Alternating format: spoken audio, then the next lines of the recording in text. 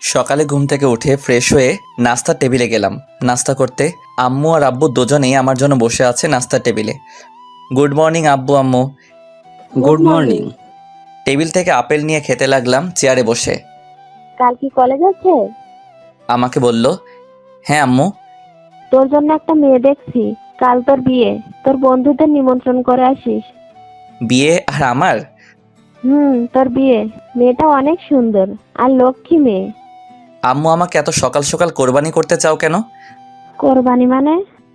আমাকে যে বিয়ে দিচ্ছ এটাই তো আমাকে কোরবানি দিচ্ছ। আম্মু, আমি বিয়ে করব না। তুই করবি, তোর বাপেও করবে। তাহলে আব্বুকে বিয়েটা করিয়ে দাও। আম্মু আমার দিকে রাগী চোখ নিয়ে এক দৃষ্টিতে তাকিয়ে আছে। তোমাদের মাঝে আমাকে টানছো কেন? আব্বু তুমি বিয়েটা করে ফেলাও, তাহলে আমি বেঁচে যাব। আমি আর একটা কথাও শুনতে চাই না। কাল তোর বিয়ে মানে কাল তোর বিয়ে। আচ্ছা তোমরা যেটা ভালো মনে করো। এ অবুঝ পোলারে যদি বিয়ে দিতে চাও দাও। বাকি খাবার না খেয়ে রুমে চলে আসলাম। ব্যাগ গুছিয়ে কলেজের জন্য বের হলাম। এবার পরিচিত হয়ে নেই, আমি আদিল, এবার ইন্টার সেকেন্ড ইয়ারের স্টুডেন্ট, বাবা মার একমাত্র সন্তান। আমাদের বাড়িতে আম্মু যা বলবে তাই। আব্বু আম্মুকে দেখে ভয়। আমি আর আব্বু দুজন খুব ভালো বন্ধুর মতো। আমার একটাই সমস্যা, বিয়ে। বিয়ের কথা শুনলে আমার ভয় করে, কান্না চলে আসে। গল্পে আসা যাক এবার। বাসা থেকে বেরিয়ে সিএনজি নিয়ে কলেজে চলে এলাম। কলেজে গিয়ে দেখি সকলেই গাছের নিচে বসে আছে। আমি গিয়ে ওদের পাশে বসলাম নিশ্চুপ হয়ে। আমার নিস্তব্ধতা দেখে সকলেই অবাক হলো, কারণ নিস্তব্ধ থাকার মতো আমি না। সবসময় দুষ্টামি শয়তানি করতেই থাকি। মন খারাপ কেন? কি হয়েছে? কাল আমাকে কোরবানি দেওয়া হবে, তোদের গোশত খাওয়ার দাওয়াত রইল। সকাল সকাল চলে যাস। কি বলিস তুই? এসব পাগল হয়েছিস নাকি? পাগল হইনি, কিন্তু এবার হয়ে যাব। দেখ ভাই, মজা করিস না। কি হয়েছে সেটা বল। আম্মু আমার বিয়ে ঠিক করছে, কাল বিয়ে হবে, তোরা চলে আসিস। ওরে দোস্ত, এই উপলক্ষে একটা খাওয়া দাওয়া হয়ে যাক। ও কি খাবি? তুই আজ যা খাওয়াবি তাই খাবো। আমি এদিক ওদিক তাকিয়ে লাঠি খুঁজতেছি, হঠাৎই চোখে মিলল একটা গাছের ডাল। গিয়ে ওঠা তুলে আনলাম, তারপর দুইটারে পুরা ক্যাম্পাস দৌড়ানি লাগালাম। অবশেষে হাঁপাতে হাঁপাতে ক্যান্টিনে বসলাম। ওই ছোটু, একটা পানির বোতল দে। ঠিক আছে গুরু। আমার কিছু দূরে হারামি দুইটা দাঁড়াইয়া হাঁপাইতেছে। ছোটু আর দুটা ওদের দুজনের দিয়াই। ঠিক আছে গুরু। কিছুক্ষণ পর ছোটু আমাকে আর ওদের পানি দিল। হারামি দুটোর সাথে কথা বলে বাসায় ফিরলাম। আম্মু আব্বু কোথায়? দেখ, রুমে আছে। আমি সোজা আব্বুর রুমে চলে গেলাম। ড্যাটু, ও ড্যাটু, কি হয়েছে আব্বাজান? বলছিলাম কি, আমার কোরবানির মানে বিয়ের তারিখটা পাল্টানো যায় না? দেখ ভাই, তোর মারে তো তুই চিনিস, এর মাঝে আমি কোনো কথা বলতে চাই না। কি বলবা তুমি? তোমার একমাত্র সোয়ালরে ভাই বানাই দিলা। বলছি ড্যাটু, তুই মানুষ নাকি শয়তানের খালাতো ভাই বলো একটু। দেখ, আমারে হাওয়া দিয়ে লাভ নাই, তুই তোর মারে চিনিস ভালো করে। একবার যা বলবে তাই করবে, আর আমার তো তার ধমক শুনলেই। তুমি কেমন পুরুষ যে বউকে দেখে ভয় পায়? আমাকে দেখে বউ কেমনে টাইট দিতে হয়। দেখ মুনি, এখন আর কিছু বলবি? কিছু না, তুমি বই পড়ো, আমি গেলাম গা। কথাটা বলে নিজের রুমে চলে এসে এফবিতে ঢুকলাম। এফবিতে ঢুকে দেখি অনেক চুন্দ্রি চুন্দ্রি মাইয়া পিক আপলোড দিচ্ছে। হালার মোর কপালে এরাম একখান বউ জুটলে হয়তো, কি চুন্দ্র মাইয়া। হঠাৎ মনে পড়ল কাল আমার বিয়ে। দূর ভালো লাগে না, সব পোলারা বিয়ে করার জন্য পাগল।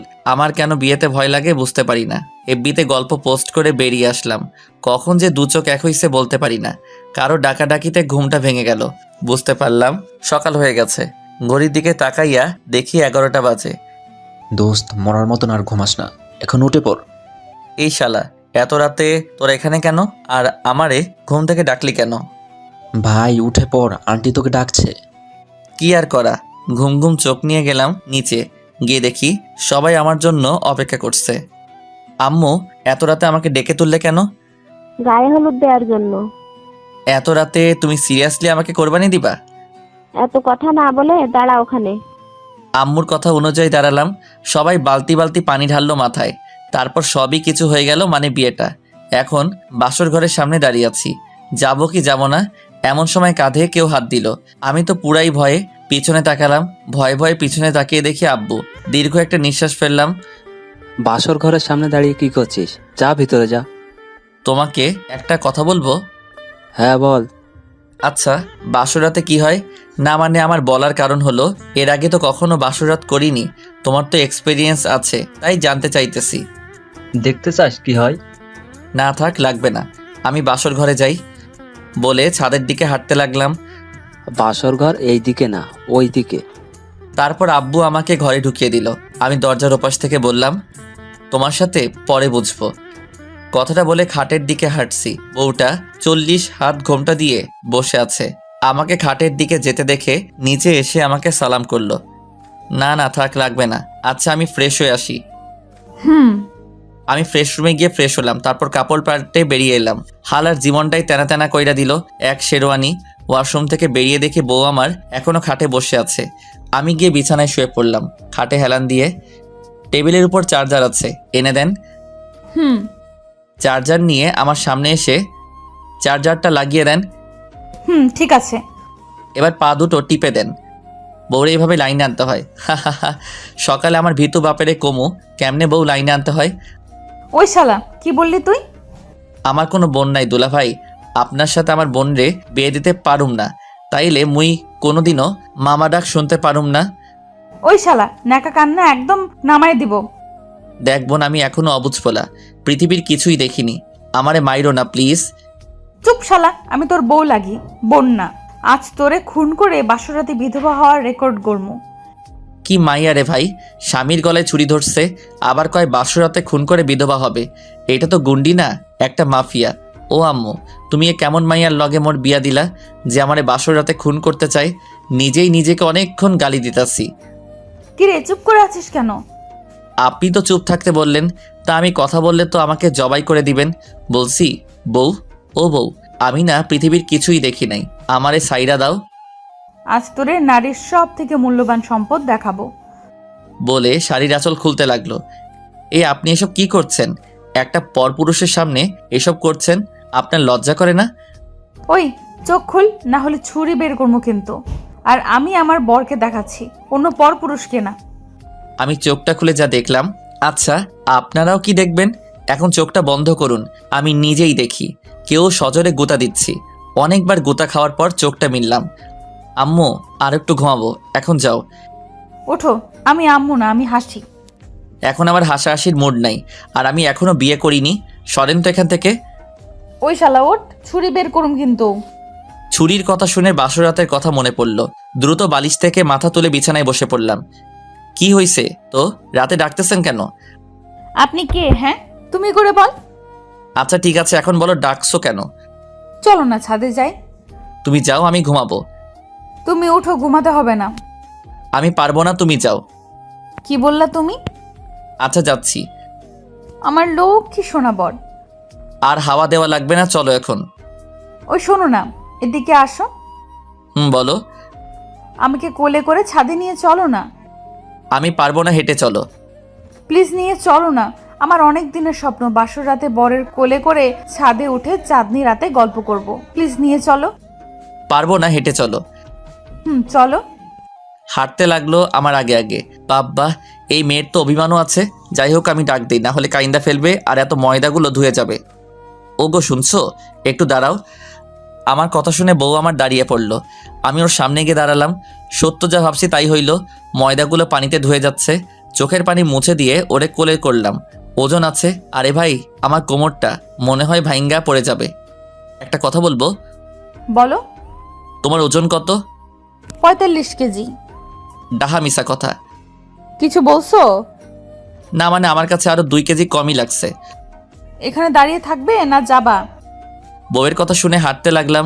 সিঁড়ি দিয়ে ওঠার সময় দেখলাম আমার বুকে মাথা রেখে আমাকে জড়িয়ে ধরেছে। অবশেষে ছাদে উঠলাম। ওরে ভাও, আমার কোমর শেষ, কি ভারী মাইরি। আমি আর হাসি দোলনায় বসে রাতের তারা দেখছি। আচ্ছা তোমার নামটা এখনো জানা হয়নি, তোমার নাম কি? আমার নাম জানো না আর আমাকে বিয়ে করে ফেলছে? আসলে এত দ্রুত বিয়েটা হয়ে গেল তাই জানা হয়নি। আমি হাসি আক্তার মিষ্টি। আমি তোমার সম্পর্কে সবকিছুই জানি, আমাকে আর বলতে হবে না। আমি অবাক হলাম কথা শুনে। চাঁদনি রাতের আলোতে হাসি মানে আমার বউটাকে মায়াবতী লাগছে। ও গল্প করছে আর হাসছে। ও মুগ্ধকর হাসি দেখছি, হাসিতে যেন জাদু আছে। আমি এক অজানা স্বপ্নের শহরে ভাসছি। কি দেখছো ওইভাবে? ওর কথায় বাস্তবে ফিরলাম। গল্প করতে করতে কখন যে ফজরের আজান দিছে বুঝতে পারিনি। ফজরের নামাজ পড়ে ঘুমাতে গেলাম। ঘুম থেকে উঠে আমি পুরাই টাসকি খেয়ে গেলাম। ঘুম থেকে উঠে দেখি বউ আমার আয়নার সামনে বসে আছে, চুলগুলো ভেজা। বিছানা থেকে উঠে ওর পিছনে দাঁড়ালাম। কি স্যার, উঠছেন নাকি? বউকে বসা থেকে উঠিয়ে দেয়ালে চেপে ধরলাম। এই কি করছো? কেউ চলে আসবে তো। আসুক না, নতুন বর বউয়ের ঘরে কেউ আসবে না? কি ব্যাপার, এত রোমান্টিক হলে কি করে? রুমে তো ভিতুর মতো ছিলে। তোমাকে ভেজা চুলে দেখে মুঝে কুছ হু রহি হ্যায়। আমাকে ধাক্কা দিয়ে বিছানায় ফেলে দিয়ে আমার উপর বসে, কি হচ্ছে সোনা বর আমার? কুছ তো হুয়া হ্যায়। আমার কিন্তু লজ্জা করছে। বাপরে হাড়ি, রাতে এত লজ্জা কইছিল? সে তো আমি আঙ্গুল দিয়ে মুখটা বন্ধ করলাম। হাসির চুল ঘ্রাণ থেকে ওর কপালে আসলাম, কপালে একটা চুমু খেলাম। এবার ও কেঁপে উঠলো। তারপর ওর ঠোঁটের কাছে আসতে ওর ঠোঁটের দিকে তাকিয়ে দেখি ওর ঠোঁট দুটো কাঁপছে। আলতো করে ওর ঠোঁটে আমার ঠোঁট ডুবিয়ে দিলাম। 5 থেকে 6 মিনিট পর ছেড়ে দিয়ে বিছানায় শুয়ে দুজনেই হাঁপাচ্ছি। এ মা, আমাকে পচা লিপস্টিক খাওয়ালে কেন? কি পচা লিপস্টিক? তারপর আমার উপর বসে পাগলের মতো আমার ঠোঁট লাগিয়ে দিল। 2-3 মিনিট পর ছেড়ে দিল। এই পচা লিপস্টিক তোমাকে প্রতিদিন খাওয়াবো। আপনাদের রোম্যান্স শেষ হলে নিচে আসতে হবে, সবাই আপনাদের জন্য অপেক্ষা করছে। রুহির কথা বেশ লজ্জা পেলে বউটা, লজ্জায় কথা বলতে পারছে না। তুই যা, আমরা আসছি, আর তোরে আমি পরে ধরবো। তাড়াতাড়ি আসো। হাসি আমার উপর থেকে সরে গেল আর একটা তোয়ালে দিল। যাও শাওয়ার নিয়ে আসো। যাচ্ছি। তারপর শাওয়ার রুমে গেলাম। বের হয়ে দেখি বউ পুরা দোকান নিয়ে বসে আছে, মানে কাপড়ের দোকান। এতগুলো কাপড় বের করছো কেন? ভাবছি এত কি ভাবো? তোমারে কোনটা পড়তে বলবো। তা ভাবা হলে বলো কোনটা পরবো। এটাই পড়ো, আর তাড়াতাড়ি করো, আম্মুরা বসে আছে। ঠিক আছে। তৈরি হয়ে নিচে গেলাম। দেখি সবাই আমাদের জন্য অপেক্ষা করছে।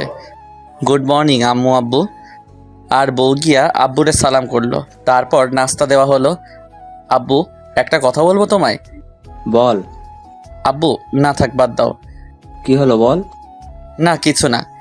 খেতে খেতে ভাবছি কি বলে হাসিকে রাগানো যায়। বাসর রাতে যা বুঝলাম মেয়েটা অনেক রাগী কিন্তু রোমান্টিক। আচ্ছা আব্বু, বউগুলা এমন গুন্ডি হয় কেন? তোর কি আমার মতো অবস্থা? আমি তোমার পোলা, তাই প্রশ্নই আসে না কারো মতো হওয়ার। আম্মু আর হাসি আমার দিকে তাকিয়ে আছে। ওদের চোখ দিয়ে আগুন ঝরছে। মনে হয় আমাকে খাবেন না। দয়া করে প্লেটে ভাত রাখা আছে, ওইগুলো খান, আমাকে খাবেন না। সবাই আবার খাওয়া শুরু করলো। আল্লাহ এখন কার মতো বাঁচাইছে, আল্লাহ জানে রুমে গেলে আমার কি হবে। আমি পুরো নাস্তা শেষ না করে রুমে চলে এলাম। রুমে এসে মোবাইল নিয়ে বসে বসে ফেসবুক চালাচ্ছি। অনেকক্ষণ যাবৎ চালাচ্ছি। এবার একটু গল্প লেখা যাক। গল্প লিখতেছি, হঠাৎ আমার হাতে ফোন নাই। মোর ফোন কই গেল? আশেপাশে খুঁজে দেখি ফোন নিচে পড়ে কান্না করতেছি। সামনে তাকিয়ে দেখি হাসি দাঁড়িয়ে আছে, আমার দিকে অগ্নি দৃষ্টিতে তাকিয়ে আছে। আমার এত স্বাদের ফোনটা ভাঙলে কেন? 10 দিন কান্না করে মোবাইলটা কিনছিলাম। আমি গুন্ডি তাই না? কই না তো, তোমার মতো ভদ্র মেয়ে তো পাওয়াই যায় না। দেখ, হাওয়া দিবি না আমায়। তুমি কি সাইকেলের টিউ নাকি? তোরে আজ আমি খাইছি। বলে ব্যাগ থেকে বেত বের করলো। ও আল্লাহ, এই মেয়ে তো আমাকে মারার পুরো প্ল্যান করে আইছে। ও আমার দিকে এগিয়ে আসতেছে, কি করা যায় মনে মনে ভাবছি। টেনশনে মাথায় কিছুই আসে না। স্ট্যাচু।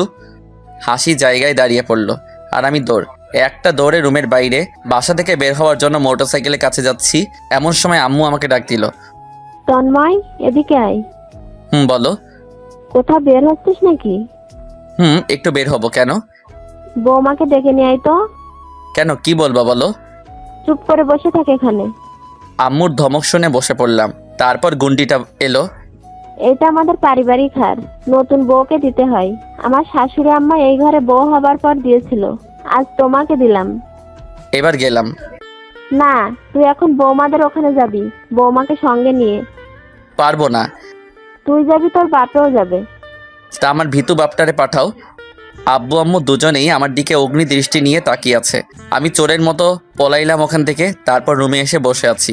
একটু পর হাসি এলো আর কাপড় গোছাতে লাগলো। পিছন থেকে জড়িয়ে ধরছি। কি করছো? একটু মস্করা করছি। এখন মস্করা না, আম্মু কি বলছে মনে আছে? আছে তো। তাহলে কাপড় গুছাতে দাও। আমি ছেড়ে দিয়ে বসে আমার ভাঙা মোবাইলে টুকরাগুলো জোড়া লাগাচ্ছি। এমন সময় আব্বু ডাক দিল। রুম থেকে বেরিয়ে আব্বু রুমে গেলাম। আব্বু ডেকেছো?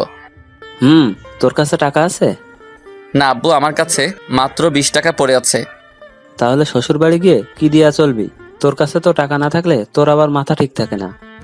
আমিও সেটাই ভাবছি, চলবো কি করে। একটা কাজ করবো না, যাওয়ার সময় বাইক বেচে শ্বশুরবাড়ি চলে যাব। সব সময় ফাজলামি করিস। এই রাখ এগুলো, এটা দিয়ে আপাতত শ্বশুর বাড়ি ঘুরে আয়, তারপর আবার দিব। মানি ব্যাগ থেকে 7টা 1000 টাকার নোট দিল। ঠিক আছে আব্বু, হ্যাঁ একটা ফ্রিতে পরামর্শ দিয়ে যায়। ভুলেও পাশে বাসার আন্টির সাথে কথা বলো না, আম্মু সন্দেহ মনে করতেছে তোমার আর আন্টিকে নিয়ে। কথাটা বলে চুপচাপ বেরিয়ে এলাম আব্বুর রুম থেকে। আমি জানি আমার বাপে এখন ভাবছে পাশের বাসার আন্টির কথা আমি জানলাম কি করে। আমি একদিন বন্ধুদের সাথে সিনেমা দেখতে গেছিলাম, আর সেই সময় হলে ঢুকে আমরা অনেক চিল্লাচিল্লি করতেছিলাম। আমাদের সামনের সিটে আব্বু আর আন্টি বসেছিল, সেটা আমার জানা ছিল না। অনেক হই হুল্লোড় করতেছিলাম, এমন সময় ইমনের হাত থেকে পপকর্ন পড়ে যায় আর আব্বু আর আন্টি দাঁড়ায় পড়ে। হলরুম অন্ধকার থাকার জন্য পকেটে থাকা লাইট দিয়ে সামনে মারতে দেখি আব্বু আর আন্টি। দ্রুত লাইট বন্ধ করে হল থেকে বেরিয়ে এলাম। এটাই আমার বাপের প্রেম কাহিনী। আব্বুর থেকে টাকা নিয়ে রুমে গেলাম। রুমে গিয়ে দেখি হাসি তৈরি হয়ে গেছে। তারপর আব্বু আম্মুকে সালাম করে শ্বশুরবাড়ির উদ্দেশ্যে বের হলাম। গাড়ির ড্রাইভিং আমি করছি, আর আমার পাশে হাসি বসে আছে। চুপচাপ আছি দুজনেই। হঠাৎই হাসি বলে উঠল, গাড়ি থামাও, গাড়ি থামাও। কি হয়েছে? ফুচকা খাবো। এখন ফুচকা? তোমাদের বাসায় যেতে যেতে দেরি হয়ে যাবে, এর থেকে বাসায় গিয়ে খেও। না, আমি এক্ষুনি খাবো। আর তুমি গাড়ি সাইড করে ফুচকা নিয়ে আসো। তুমি আসলেই একটা। আমি কি? হ্যাঁ, যা আগে ফুচকা নিয়ে আয়। আর একটা কথা বললে তোকে এখান থেকে ফেলে দিব। আচ্ছা আমি যাচ্ছি। যাও। আর হ্যাঁ, ঝাল টক বেশি করে নিয়ে আসবা। ওকে। তারপর ওর জন্য ফুচকা কিনে নিয়ে আসলাম। গাড়িতে উঠে ওর হাতে ফুচকা দিয়ে আবার গাড়ি চালাতে শুরু করলাম। ফুচকা খাওয়া শেষ করার ঝালেতে হাঁপাচ্ছে। ওর চোখের দিকে তাকিয়ে দেখি চোখ দুটো লাল হয়ে গেছে। পানি খাও, ঝাল খেতে পারো না তো এত ঝাল আনতে বললে কেন? গাধা, পানি খাওয়া লাগবে না। মেয়েরা ফুচকাতে ঝালটা বেশিই খায়। তাই বুঝি? আমি আবার এসব বুঝি না। কি জানি কয়টা মেয়ের সাথে প্রেম করে। আমার কাছে ভদ্র সাজার চেষ্টা করছো? দেখো, চরিত্রে দাগ লাগানোর চেষ্টা করবা না। আমি তো মেয়ে দেখলেই ভয় পাই, আর বিয়ের কথা শুনলে তো কান্দ নাই। আমি আবার প্রেম করুম? হা হা হা, তুই এত ভালো জোকস কই পাও? ওই কুত্তা, আমার কথাগুলো তোর জোকস লাগে? আজ তোরে আমি। বলে নিজের সিট থেকে উঠে আমার কোলে বসে পড়লো, প্লাস আমার মুখের দিকে মুখ দিয়ে, এসব কি করছো? নামো, গাড়ি অ্যাক্সিডেন্ট করবে। আমার ঝাল লাগছে, ঝাল কমিয়ে দাও। ওখানে বসো, আমি আইসক্রিম আনছি। না, আমার অন্য কিছু লাগবে। বলতে দেরি দিতে দেরি নাই। আপনারা শুনবেন? যান, আমার লজ্জা করে। আসলে হাসি ওর ঠোঁটে ঠোঁট লাগিয়ে 2 মিনিট ছেড়ে দিলাম। পরে হাসি চুপচাপ ওর সিটে বসে রইল। অবশ্য ও আশা করেনি আমি এমনটা করব। আমিও আপন মনে গাড়ি চালাচ্ছি, মাথা নিচু করে বসে আছি। হাসি কিছু তো যেতে একটা দোকানের সামনে দাঁড়ালাম। গাড়ি থেকে নেমে দোকানের দিকে হাঁটতে লাগলাম। দোকানে গিয়ে দোকানদারকে বললাম 5টা আইসক্রিম দিতে। দোকানদার আইসক্রিমগুলো প্যাক করে দিল। এই নাও। এগুলো কি? খুলেই দেখো কি আছে। গাড়ি আবার আনমনে চলতে থাকলে 2টা বাজে ওদের বাড়িতে পৌঁছে গেলাম। বাড়ির গেট দিয়ে ঢুকে একপাশে পার্ক করে রাখলাম। আমি আর হাসি ভিতরে যাব, তখনই দেখলাম অনেকগুলো মেয়ে দরজা আটকে দাঁড়িয়ে আছে। আসসালামু আলাইকুম আদরের দুলাভাই। ওয়ালাইকুম আসসালাম, আমার বউয়ের বোন। দুলাভাইকে তো আমার অনেক ভাল লাগছে। দুলাভাই চলেন না আমরা প্রেম করি। বৃষ্টি এবার কিন্তু বেশি বেশি হয়ে যাচ্ছে। তোমাদের আপু তো অনেকটা গুন্ডি টাইপের, তা তোমাদের মাঝে নরম স্বভাবের কেউ থাকলে তারে বিয়ে করব। দুলাভাই আমি রাজি, চলেন আজই ডাকি কাজী। এই, তোরা এখান থেকে সর। একটাও আমার বরের কাছে আসবি না। আর তুই রুমে আয়, তারপর দেখাবো গুন্ডি কাকে বলে। বউ রেখে অন্য মেয়েকে বিয়ে করতে চাস? ওর চিল্লানি শুনে পুরো বাড়ি কেঁপে উঠলো থরথর করে। ভিতর থেকে শ্বশুর শাশুড়িও চলে এলো। শালিগুলোর মনে ভয় ঢুকে গেল। আসসালামু আলাইকুম আব্বু আম্মু। ওয়ালাইকুম আসসালাম। কেমন আছো বাবা? যে একটা পিস আমার গলায় ঝুলাই দিছিস, আবার বলিস ভালো আছি কিনা। শালা জীবনটা পুরো তেনা তেনা কইরা দিলি। কেমনে মাইয়া টাইট করছিলি? শালা বুইরা টাকলা শ্বশুর, মনটাই চাইতেছে তোরে নিচ থেকে উপরে ফেলে দেই। কেমন আছো বাবা? জি আম্মু ভালো আছি, তোমরা কেমন আছো? দাঁড়িয়ে কেন, ভিতরে এসো। জি আম্মু। সকলে ভিতরে চলে গেল। আমিও ভিতরে যাওয়ার জন্য পা বাড়ালাম, তখনই পেছন থেকে শার্টের কলার ধরলো কেউ একজন। ওই কুত্তা হারামি লুচ্চা, মেয়ে দেখলে পিরিত করতে ইচ্ছা করে। শালা লুচ্চা, রুমে আয়, তোরে আজ বুঝামু। বুঝতে আর বাকি রইল না, আজ কপালে কষ্ট আছে। কথা না বলে হাঁটতে লাগলাম। বৃষ্টি নামের মেয়েটার ভাব ভালো না, আমার দিকে তাকিয়ে আছে আর মুচকি হয়ে হাসছে। আমি আছে আমার চিন্তায়, শালি আমার এদিকে হাসতেছে। আমাদের রুম দেখানো হলো। আমি রুমে যেতেই হাসি দরজা বন্ধ করলো, আর যা করলো সেটা কোনো স্বামী ভাবতেও পারে না। হাসি দরজা বন্ধ করে একটা লাঠি নিল হাতে, আর আমাকে কিছু বলার সুযোগ দিল না। বউ, ও বউ, এই অবুঝ পোলারে এত আদর কইরো না, আমি তো মইরা জামুগা। ও মাগো, কে শুনে কার কথা? শালি আমারে মাইরা চলতেছে আর আমি ব্যথায় কাঁদতেছি। 5 মিনিট পর মারা থামলো, তারপর রুম থেকে বেরিয়ে গেল। রুম সাউন্ড প্রুফ সিস্টেম, যার কারণে আমার আওয়াজটা বাইরে যায়নি। আল্লাহ মোরে বাঁচাইছে। ব্যথায় বিছানায় শুয়ে পড়লাম। কখন যে ঘুমিয়ে গেছি বলতে পারি না। বিকেলে ঘুম থেকে উঠে দেখি সবাই বাড়িটাকে সাজাতে ব্যস্ত। হাসি ওদের সাথে মিলেমিশে কাজ করছে, দেখে ভালো লাগতেছে। পিছন থেকে কারো স্পর্শ আমার কাঁধে উপলব্ধি করতেছি। পিছনে তাকাতেই দেখি বৃষ্টি। কি জানো, এখানে দাঁড়িয়ে আছো কেন? একটা কাজ করো তো, তোমার আপাকে বলো আমার জন্য 1 কাপ কফি আনতে। আর হ্যাঁ শোনো, আমাকে জানো বলার আর প্রয়োজন নাই। তুমি ওখানে কেন? নিচে নেমে আসো। না, আমি ঠিক আছি, আমার জন্য 1 কাপ কফি এনে দাও। তুমি আপুকে বললে কেন? কফিটা তো আমি আনতে পারতাম, তাই না? এমনি। আচ্ছা, তুমি কোন ক্লাসে পড়ো? 10ম শ্রেণীতে। তার মানে তোমার বয়স 15 বছর? হ্যাঁ, তুমি কিসে পড়ো? ইন্টার 2nd ইয়ারে। হঠাৎই হাসি আমাদের মাঝে চলে এলো। কি ব্যাপার, শালি দুলা ভাইয়ের কি কথা চলছে? তেমন কিছু না। বৃষ্টি, একটু নিচে যাবে? তোমার আপুর সাথে আমার কিছু কথা আছে। ঠিক আছে। বৃষ্টি নিচে নেমে গেল। আমি হাসির দিকে তাকিয়ে আছি, হাসিও আমার দিকে তাকিয়ে আছে। দুজনের নীরবতা ভেঙে আমি বললাম, বাসা সাজানোর কারণ কি? আজ আব্বু আম্মুর অ্যানিভার্সারি, 40তম বিবাহ বার্ষিকী। আজ একটু শপিং করতে যাব, রেডি থেকো। আমার কাছে তো টাকা নেই, আর যে টাকা নিয়ে আসছি ওইটা দিয়ে শপিং হবে না।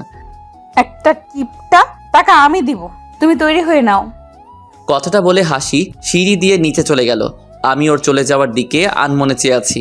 আমি জানি পাগলিটা আমাকে অনেক ভালোবাসে, তাই আমার পাশে অন্য কাউকে দেখতে পারে না। একটু রাগী, তবে ডাকটা করলে তার দ্বিগুণ আমায় ভালোবাসে। এই 2 দিনে ওর মায়ায় পড়ে গেছি। আমিও রুমের দিকে হাঁটতে থাকলাম। কফি খেতে খেতে রুমে গিয়ে তৈরি হয়ে আমি নিচে গেলাম। নিচে যেতেই সকলেই আমাকে ঘিরে ধরলো। সকলে আমার সাথে মজা করতে শুরু করলো, বিশেষ করে ভাবিগুলা। দূরে হাসিকে দেখা যাচ্ছে। হাসির চোখ মুখে রাগের ছাপ। ওকে রাগানোর জন্য ভাবিদের সাথে আমিও জমিয়ে গল্প করতে লাগলাম। কিছুক্ষণ পর হাসি আমার পাশে এসে বসলো। কি হচ্ছে আমার বরের সাথে? আমার বরটাকে নিয়ে এত মস্করার কি আছে? ভুলেও আমার বরকে নিয়ে মজা করবা না তোমরা। যদি করো তাহলে তোমাদের আমি... একটানা কথাগুলো বলে গেল, প্লাস আমার হাতের মধ্যে ওর হাতটা দিয়ে আমার হাতটা ধরলো। সকলেই অবাক হয়ে ওর দিকে তাকিয়ে আছে। বড় ভাবি ওর কথা শুনে বলে ফেললো, বাবা, 2 দিন গিয়ে বরের জন্য এতটা পাগল? আগে শুনেছি বউ পাগল হয় ছেলেরা, এখন দেখছি বর পাগল ননদটাকে। হবে না কেন? আমার বরটাকে তো 2 দিন ধরে ভালোবাসি না, গত 6 মাস যাবত ওকে ভালোবাসি। কথাটা বলার পর জিব্বায় কামড় দিল। আমি ওর মুখে কথাটা শুনে বেশ অবাক হলাম।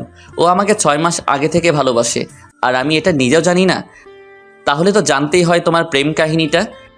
হ্যাঁ, বল বল, আমরাও শুনি তোর ভালোবাসার গল্পটা। না, আমি বলবো না।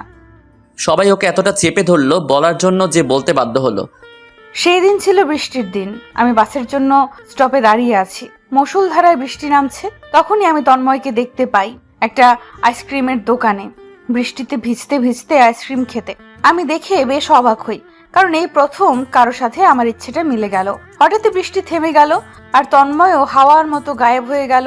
ওরে অনেক খুঁজেছিলাম, কিন্তু কোথাও পাইনি। তারপর বাস চলে এলো, আর আমি কলেজে চলে এলাম। কলেজ ক্যান্টিনে বসে বসে তন্ময়ের কথা ভাবছিলাম। এমন সময় আমার বান্ধবীরা আসে। কি রে, এত কি ভাবছিস? প্রেমে টেমে পড়ে গেলি নাকি? বলে হাসতে শুরু করলো। আরে আজ একটা ছেলেকে দেখে খুব আশ্চর্য হলাম। তা ছেলেটা কি এমন দেখে আশ্চর্য হলি? একটু শুনি। শুধু আশ্চর্য হলি নাকি মনটাও দিয়ে এলি? আরে না রে ভাই। তারপর ওদের ঘটনাটা খুলে বললাম। তো আশ্চর্যের সেই প্রদীপটা কে, শুনি একটু। শুধু আশ্চর্যই হলি নাকি কথাও বলছিস? না রে, কথা বলিনি। এটা কোনো কথা বললি? আচ্ছা বাদ দে, কি খাবি বল?